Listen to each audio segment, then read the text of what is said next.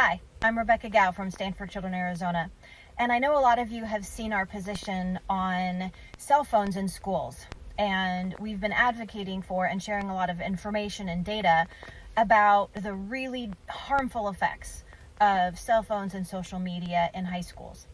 In Arizona, we currently have a ban on instructional time, but that does allow students to have their phones, if the school district allows, in lunch and passing periods. And those are really critical times when high school students put their nose in their phones, get on, and do some damage, even if they don't realize the damage that they're doing. So we've been advocating for school districts to kind of go a step further and make sure that high school kids don't have their cell phones. So here's why I'm jumping in right now, because I just saw Ilya Malinin do his showcase performance at the Olympics.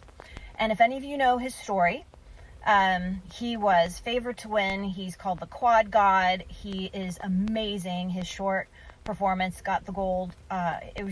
He's a stunning athlete. And on the night of his long program, he fell multiple times, ended up in 8th place, but had an incredible amount of grace and dignity. And rather than, storming off, he honored the athletes who won, and he was really a great sport. And this has brought up a lot of questions about the pressures of the Olympics, and should he not have done the team, or should the team event be after the individual event, and all that stuff. But it also brought up the issue of mental health. And so people have been talking about the stress and all the pressures on Olympic athletes.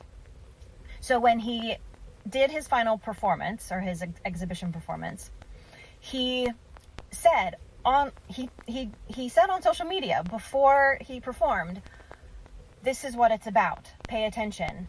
The performance is going to speak for itself."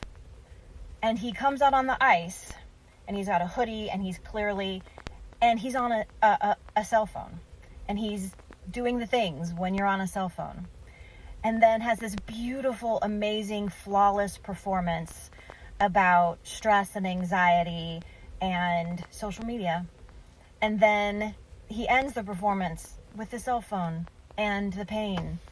And if that doesn't tell you all exactly the point we've been trying to make, we have got to protect our young people from what's happening with brain development and social emotional development. While they're in school during the day, they need to be focusing on relationships, resilience, education, learning, getting skills for the workforce, not dealing with the pressures of social media and everything that it has been doing to our society. An analogy I like to make is that once upon a time, we let kids smoke in schools because it was up to their parents to police smoking, and they needed to learn, personal responsibility. And then it got to the point where we all knew it is just too dangerous. We also didn't let our kids bring TVs and their handheld. Back in my day, we had little handheld football games and all that. We weren't allowed to have those because they were a distraction.